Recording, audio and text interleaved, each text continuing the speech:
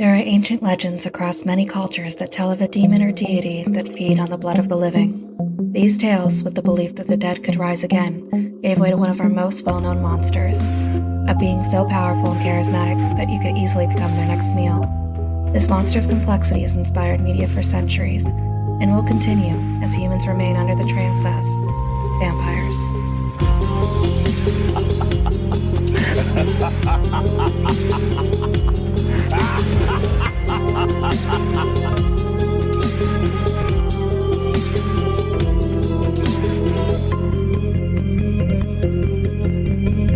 Welcome to 13 Degrees of Screams, where we watch and dissect your favorite spooky movies. I'm your host, Alex. And Stephanie. And this is a mostly horror podcast. Each season we will rank 13 movies on a scariness scale from, you guessed it, 1 to 13. We will uncover the real-life myths and legends that inspire these movies, and tell you just how authentic they are. This week we break into our vampire neighbor's house in Fright Night. So, Stephanie. Yes. Have you seen Fright Night before we watched it for the podcast? I actually saw it when it came out, and I didn't realize You it. didn't realize it? No. How did you manage that? I just remember watching it in theaters, but apparently once I was done, I was like, that was fun. I'll file that away for later. Yeah. I don't need that right now. This will come up 10 years from now. On a podcast that I haven't conceived yet. Yeah, exactly. And I just never remembered the name, apparently, so here we are. At what point did you realize, oh, I saw this movie? Pretty much instantly, honestly. Oh, really? Yeah. You're like, yeah. well, son of a beach. Mm-hmm. Like, after, like, maybe the first scene, I was like, but then after we got to the main characters, I was like, yeah, I've definitely seen these kids before. Yeah. Have you seen the original 1985 version? No. Definitely No? not. Did you know it existed? No. Did you? I did. Oh, okay. Yeah. I know. I saw this one, the Mhm. remake, like 2 times or so when it first came out on DVD. Didn't see it in theaters.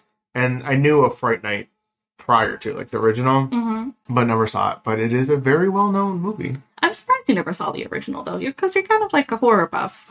Yeah. Ish. I want to see it. It's just one of those things I haven't Got to, yeah. got to. Yeah. Yeah. I'm just like, I'll watch it eventually. I don't know. Like, I just think of, like, your childhood and how, like, they sat baby Alex down and, like, make him watch it. And, like... Well, they didn't make me watch it. I watched it on my own volition. Maybe I did. I mean, I might have seen it as a kid. Now that you say that. Yeah, maybe. I don't know. Maybe you also don't remember. Yeah. No, I mean, no. I don't think I've seen it, but Okay. I have seen this one. All right. Did you enjoy it? I did. I think it's a lot of fun. I think all the characters are pretty funny. David Tennant, obviously, is attractive. That's the takeaway? Yes. If there's one thing you could take away from this movie, is David Tennant is attractive. Yes. Okay, that's fair. Mm-hmm. How about you? Do you think David Tennant is attractive?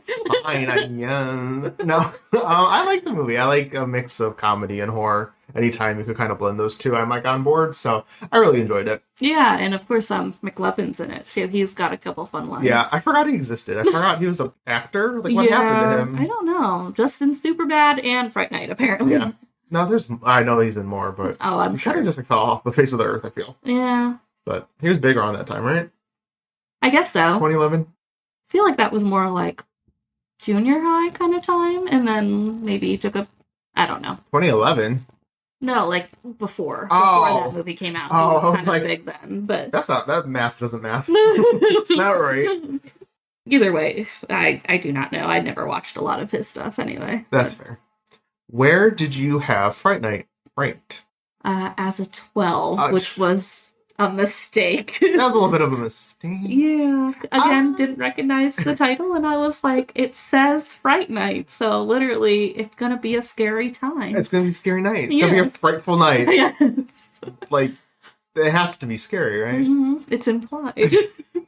As soon as the movie started, we were like, oh shit, I put this in the wrong spot. Yeah, I did. I was like, oh shit, I've seen this. For what it's worth, I had it as a 10, which isn't much lower than you, but I'm not sure if that's going to stay where it is depending on how some of these other movies. Well, like we were talking about too, out. with the scale and stuff, we're going to need to put like a ranking for like indestructibleness too. Yeah. Because like the way the main vampire just like keeps going, like no matter what. No problem. Yeah. He's fine. Yeah. It's pretty intimidating in a way. Yeah. There's so many factors into what's scary, so I guess. Yeah. I must admit, relentlessness is scary where you can't, like, hide kind of thing, because they just be coming for you. Right, exactly. So I guess in that aspect, that is definitely a fucking 12, because you ain't stopping. Yeah. No matter what you do. Right. I mean, we'll go through it when we go through the plot, but oh my god. Jerry coming. Jerry! Fucking Jerry. Are you ready to dive into some of the movie background? Yeah. Okay. Fright Night is a 2011 horror comedy film directed by Craig Gillespie and starring Anton Yelchin, Colin Farrell, and David Tennant. The film is a remake of the 1985 film of the same name directed by Tom Holland. The plot revolves around high school student Charley Brewster, played by Anton, who discovers that his new neighbor Jerry, played by Colin, is a vampire. Charley turns to his friends and self-proclaimed vampire expert Peter Vincent, who is played by David Tennant, for help in defeating Jerry and saving his family and friends. One of the most notable aspects of Fright Night is the mix of horror and comedy, as we kind of discussed already. Director Craig Gillespie perfectly balances the two genres, creating a film that is both frightening and hilarious. The film's humor comes from Charlie's attempts to convince his friends and family that Jerry is a vampire, as well as from the character of Peter Vincent, who is initially skeptical of Charlie's claims, but eventually becomes a key player in the fight against Jerry. The film's special effects and makeup are impressive, creating a sense of gothic horror that harkens back to classic vampire films of the past. The film's use of lighting and color is also noteworthy, with red and blue hues being used to create a sense of unease and tension. So, blue and red. Right. They do the whole Twilight blue screen over everything. Yeah. It takes place in Arizona? Yeah. Yes. In Vegas. Or Nevada. Oh, Nevada. Same deserty area. Yeah.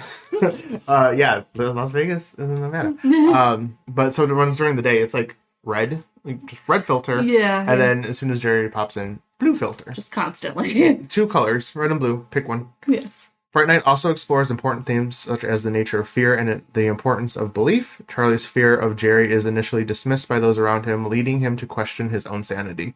However, as he begins to gather evidence to support his claims, he realizes the importance of belief in the face of danger. Rotten Tomatoes gave this film an approval rating of 72% based on 178 reviews and an average rating of 6.28 out of 10, which is very specific. So can't round that up to 2.5. 6.28. Yeah. No, can't be a 6, but can't be 6.5. We gotta be as accurate as possible. People need to know that right. 0.32 is very important. Yes. The site's critical consensus reads, "It may not have been necessary to remake the 1985 cult classic, but the new Fright Night benefits from terrific performances by Colin Farrell and David Tennant, and is both smart, funny, and stylishly gory to boot." It's pretty gory. Yeah, sometimes. I'd say so. Towards the end, I was like, oh. Yeah. Oh. And I mean, the vampires' faces do change and look kind of creepy when they're about to attack. Yeah. Yeah. I didn't realize, I forgot that this movie was made for 3D. Oh. You could tell. Yeah. With some of the things flying at your face. Right. And the first time it happened, I'm like, oh yeah. This was a 3D movie, wasn't it? This was at the height of 3D being all the craze. Everything had to be 3D. And it's a little jarring. If you're not watching it in 3D, you're like, Yeah. I remember, I think, in theaters, too, like, stuff in the credits would come out at you. Maybe that was Final Destination. Either way. I think Final Destination for sure. I remember that. Yeah, I forgot that they had those scenes that just randomly things flying, and like they could do it well, but I feel like this movie kind of just throws shit at you. Yeah. It was a little noticeable, but I forgot about that. Yeah. 3D. Interesting. It's weird, too. Like, they just didn't think about it, like, in the future of how it would relate to television, I guess. No, they're like, this is only going to be played in the theater. Never once again on TV. Everyone will take their 3D glasses home. Yeah. Well, I don't know if they're still, like, popular, but they had 3D TVs for a while. Oh. I don't really... Really? Yeah. I haven't seen them in a minute. Right? I don't know. I didn't know this was a thing. 3D TVs? Yeah, no. I know that they have those curved ones. Doesn't the curved ones do that? No. No? Okay. I'm just making a shit. Shut her down. Would you like to hear about the plot? I guess. If you must. We open on a family being killed off by a vampire in a suburb of Las Vegas. I said Los Angeles. We don't know where the hell Wherever. It's a desert. We don't know. We're somewhere in Western United States. Yeah. Potentially. I'll try again. We open on a family being killed off by a vampire in a suburb of Las Vegas. Afterwards, we focus on teenager Charley Brewster, who has made it with the in crowd and is dating the popular girl Amy Peterson, although this means he is no longer on speaking terms with his nerdy childhood friend Ed. Mm-mm. Yeah. He somehow broke into the popular crowd. Mm-hmm. And definitely does not follow the verbiage of bros before hoes. The verbiage, yes, he does not follow that creed very well. And we talked about one of the Francos being in this. It's James, I think. Yes. Like why like as a person? Isn't he icky or is it Dave? I think it's Dave. Yeah, it doesn't matter. Whichever. They're both icky by association. Right? Sorry. But he's one of the friends in like the popular crowd with Charley, and I swear he sees him talking to Ed at one point in school, and Franco comes over to him and basically is like, "What you doing there?" Like talking to him as if he's like in like AA or something and like about to fall off the wagon by talking to Ed. Like, no, don't slip. Yeah. So I don't know. Maybe that's why he feels pressure not to talk to him anymore. But I don't know. It's. I mean, you could tell James Franco's character, which I don't even know his name in the movie, to be quite honest, is not all about Charley being in this group, and then otherwise it's just Amy. So okay, right. And Amy is just an unrealistic character. Yes, in my opinion, but we'll get there. However, Ed is desperate to speak with him because their other friend Adam is one of several kids that's gone missing recently. So he blackmails Charley by threatening to release a video that shows them all role-playing as superheroes unless he comes to search Adam's home with him.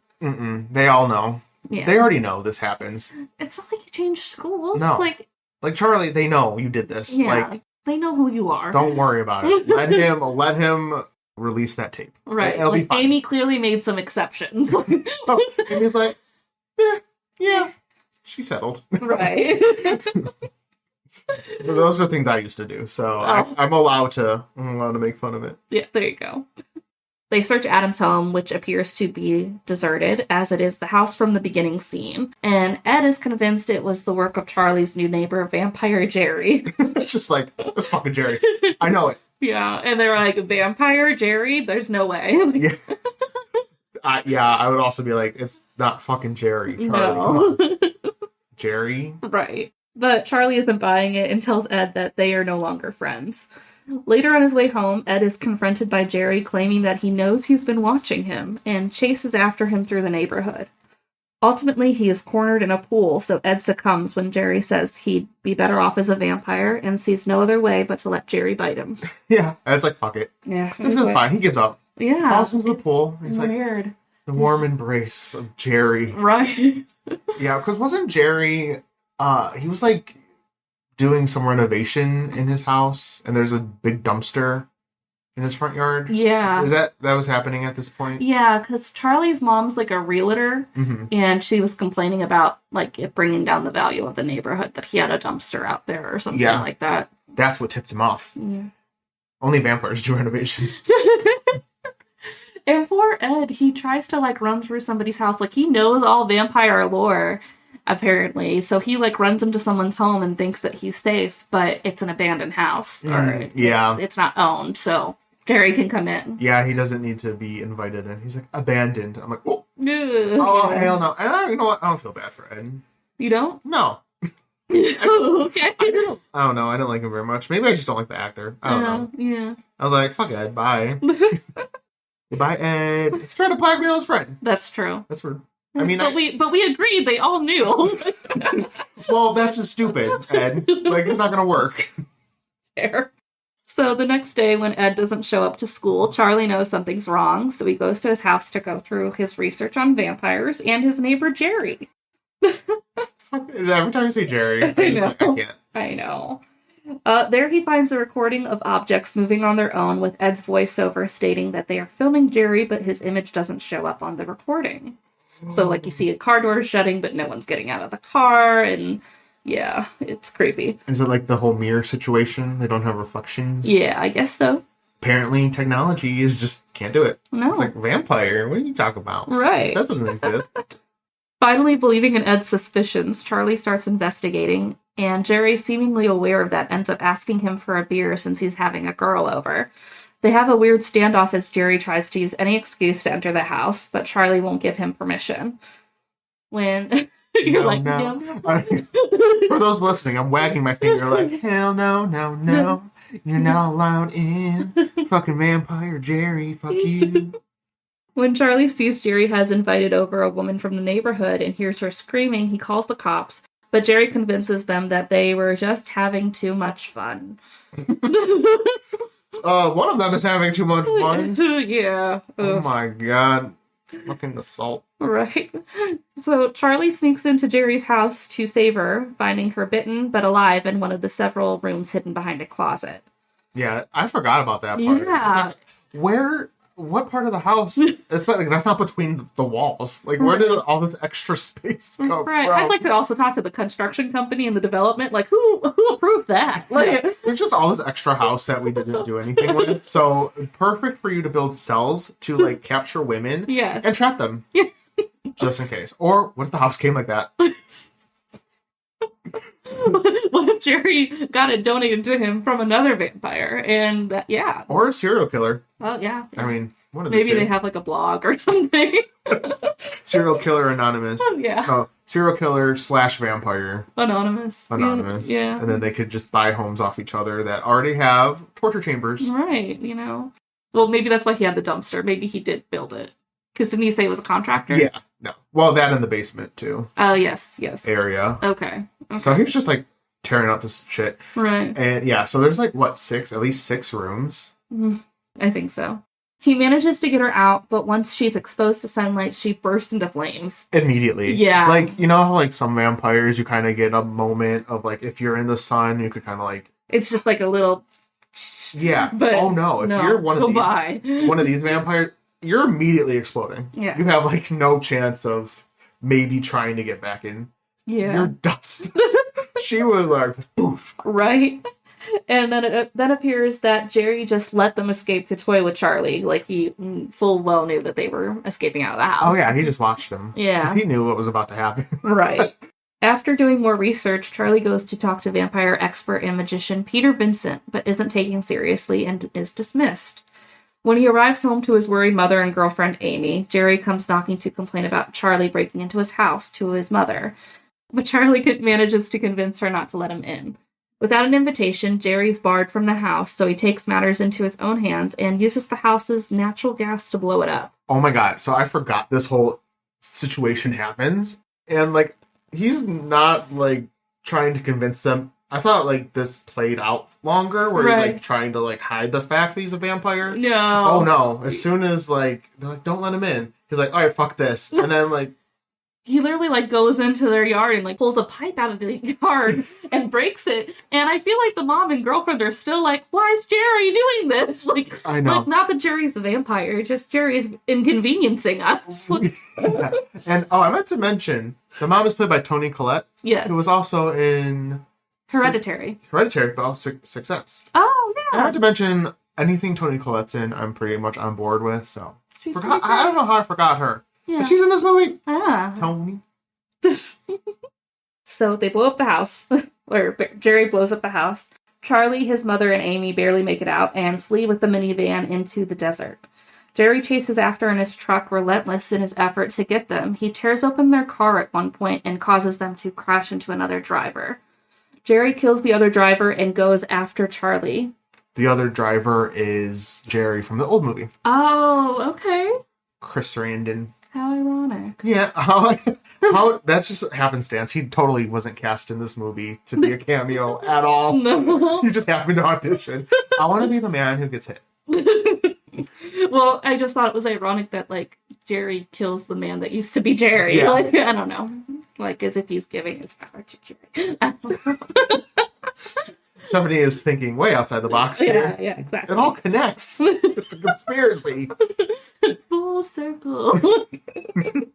Jerry kills the other driver and goes after Charley, but his mother saves him by stabbing Jerry with a real estate sign. That should have been enough. I think she missed the heart. Yeah. Is the issue, but that's a wooden stake. Right. Right? Are we going to count that? Like maybe, was it like through his stomach or? Yeah, it was like right in the middle of his chest area. Okay, so it wasn't like in his heart technically. No, so I don't think so. Maybe that's why. I'm like, oh, you perfect.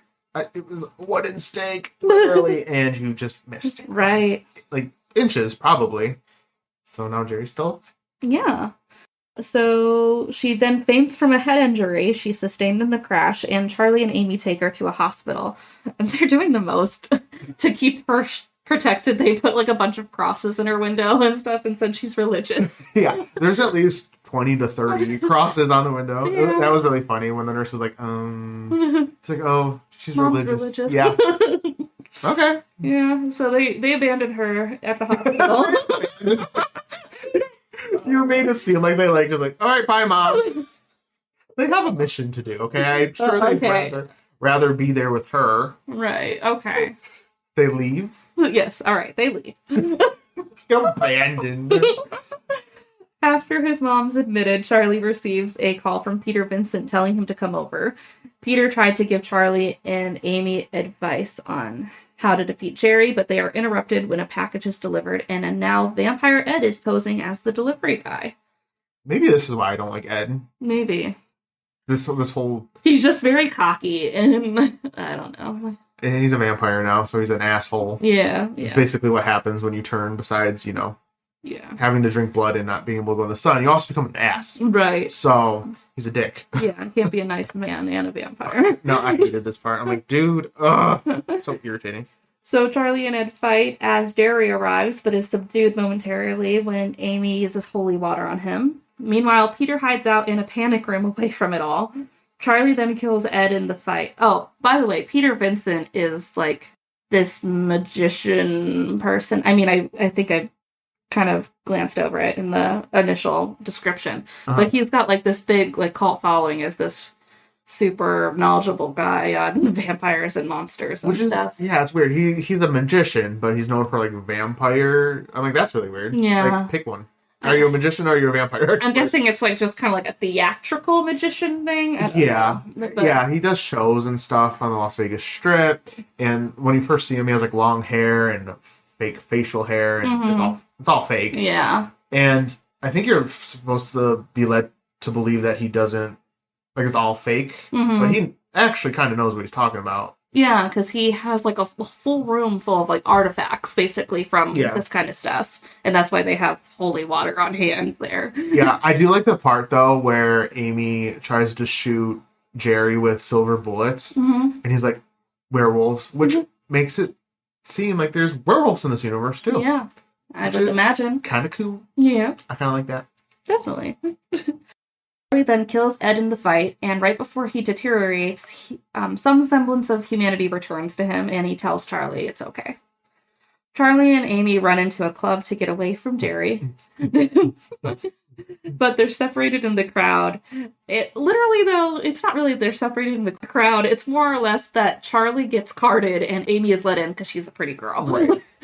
Yeah. Yeah. I mean, they do get separated, but... Either way. And Jerry hypnotizes Amy, bites her, and takes her away. Charley just goes back to Peter's after that. Like, what do I do? Yeah.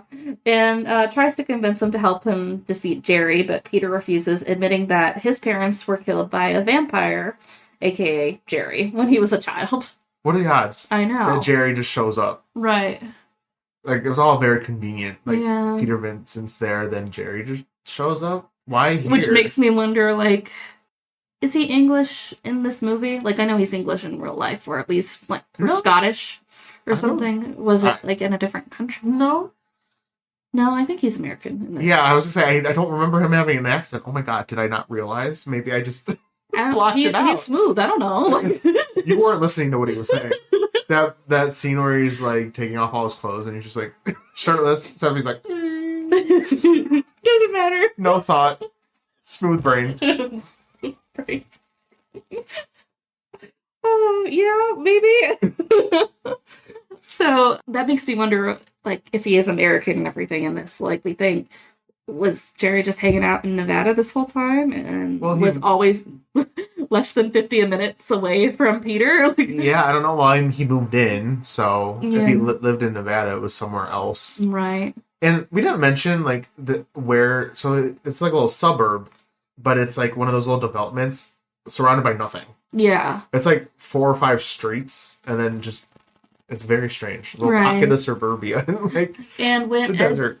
And when Ed's trying to convince Charley in the beginning that Jerry's a vampire, he even tells him that this development's perfect because there's tons of families and stuff here, but it's ultimately secluded, and since it's so close to the strip, so many people have night jobs, so it's perfectly normal for somebody to be just out and about at night and everything. Yeah, it's true. It's possible. However, Peter does give Charley a special stake that if he kills Jerry with it, it should turn his victims back into humans. Charley goes back to Jerry's house, and Peter ends up meeting him there anyway.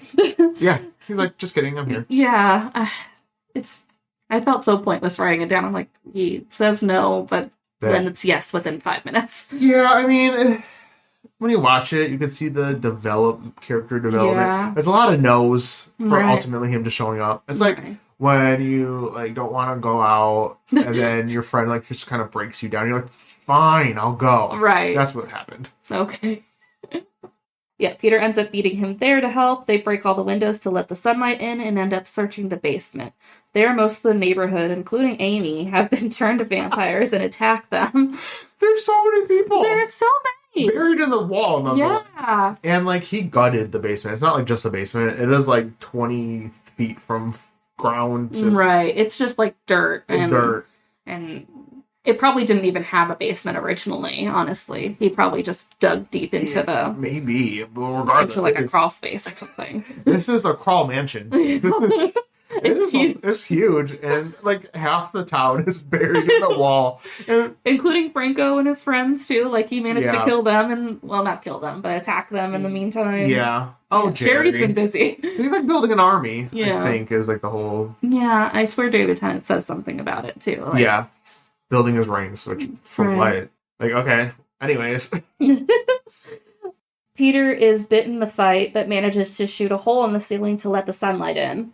Jerry and Charley have a standoff as he seems to be out of options. Like, they're all surrounded. Peter's about to turn at any point, kind of thing. Yeah, and he's like, he got bit. Like, the sunlight's starting to kind of, like, affect him, so he's, like, trying to, like, lay out of the way. And he's like, I'm smoking. Yeah. Yeah, you're in trouble, buddy. Right. But Charley, wearing a flame retardant suit, which I didn't realize, sets himself on fire so he can distract Jerry while he tries to stab him. Charley stabs Jerry in the heart, killing him, and all the other vampires become human again. Thank God. Yeah. Afterwards, Amy and Charley are still together now, that she's not a vampire anymore, and they can hook up at Peter's house because they're friends. Yeah, I always use my friend's house. So. Yeah, they love that. Can I use your broom? Although, to be fair, we didn't really describe what... It's like a big, penthouse kind of thing. Yeah. I mean, I get it. I'd be like, can I borrow yours? They're on the floor, aren't they? They're not even, like, in... I guess. I don't even know. Yeah. Like, on the floor. I don't know. They're making whoopee. Yeah, yes. And Charley's mom, now recovered, goes looking for a new house. And that's it. The end. Could you imagine being turned into a vampire, being shoved in the wall, and then becoming human again? Yeah, no. Like, no amount of therapy is going to get me over that, okay? Like, they ain't going to believe me, first of all. Right. Although, if a mass of, like, 50 people all stand up and be like, yeah, it's true. We were all turned into vampires. Right. I mean, you guys can start your own support group that way. Yeah. At least you know plenty of people that have also experienced it. That gives me a good idea. Sequel time, Stephanie. Yeah. Fright Night Part 2. There's a Fright Night 3, apparently. Oh, yeah, there is. Well, sequel to this one. Yes. Okay. So this is Fright Night Part 2, right? So it's all the people. It follows James Franco's character, who has reformed.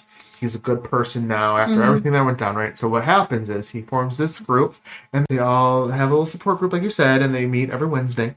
They get a pizza. And then what happens is a werewolf comes in. Oh, there you go. It's about werewolves. Yeah. And then he turns them into werewolves. So then the former vampires are now being turned into Right. So then they need another support group altogether if they survive that. Yeah. So then once they survive that, those who turn into werewolves make their own support group. And then the third one is zombies. Yeah, makes the most sense. That's the natural progression. Yeah. Vampire, werewolf, zombie. Less coming back from that one. We're geniuses, honestly. Hollywood, we got your scripts. I'm just waiting for the call. Like, we got it.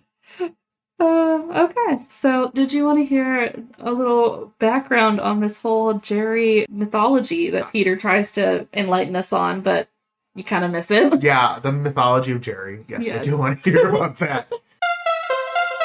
Peter Vincent says there are many breeds of vampires, and Jerry Dandridge, I didn't know his last name, I just know him as Jerry the Vampire, belongs to a very strong breed from the Mediterranean that is tribal in nature and nest in the earth.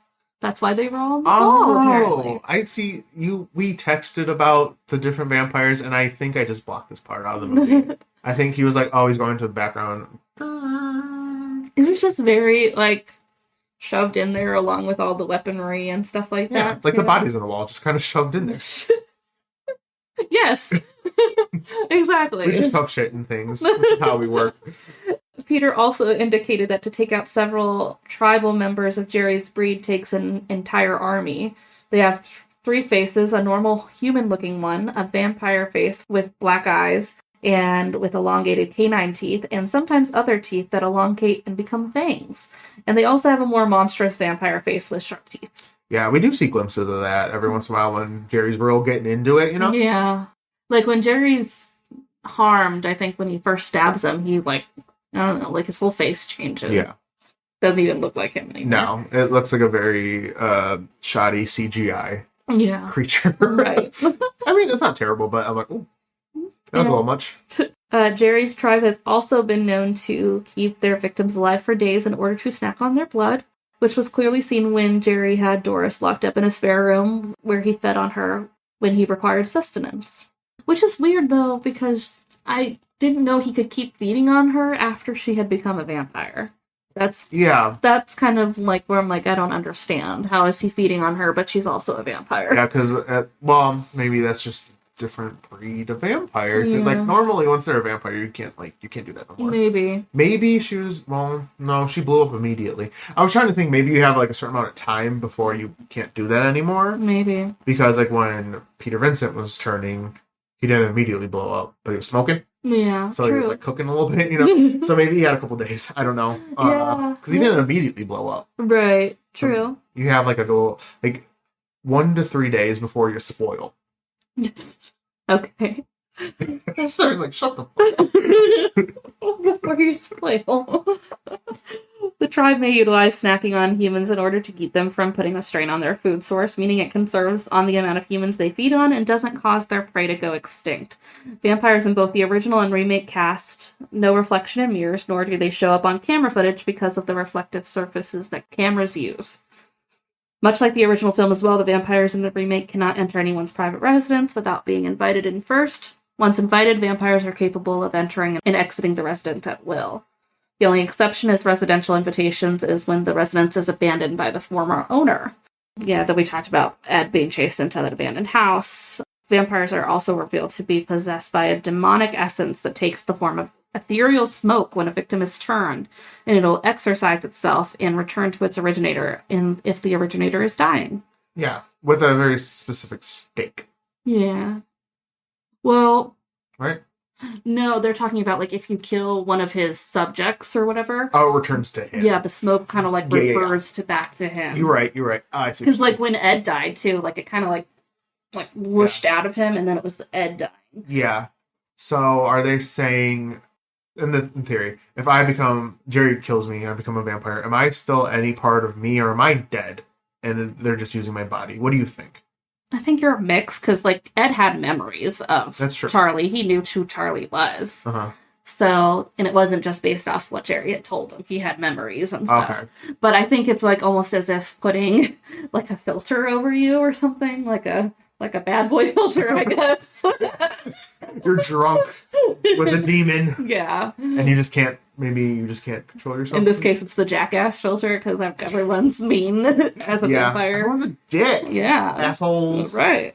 Greece mirrors its Slavic neighbors with an abundance of undead-themed lore, and its vampires have a tendency to be island folk. The islands in Greece are said to be, like, infested with vampire colonies, which is what Jerry's breed, tribe, manifest, I guess. They're from Greek? I guess. Greek. From Greece? They Greek. They all go in Opa. Opa! Called Rikolakis by most and Katakakanitis by Cretans. Can you? I could barely say Gillespie.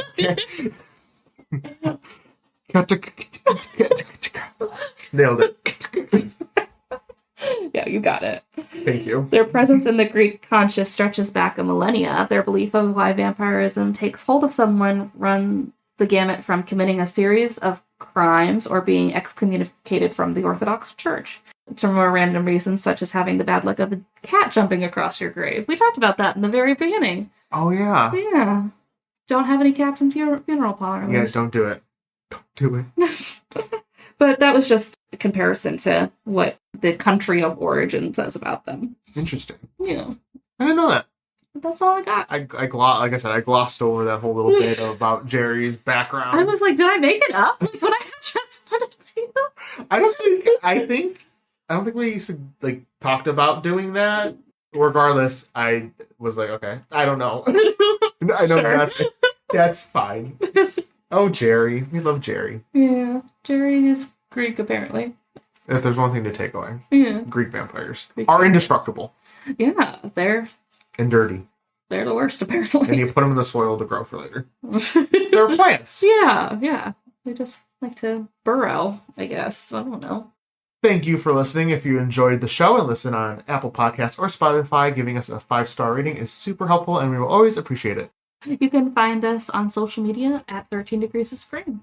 This has been 13 Degrees of Screams, and we will see you next sleep. Unless you're in the ground under a basement. Oh, then you're really sleeping. Yeah.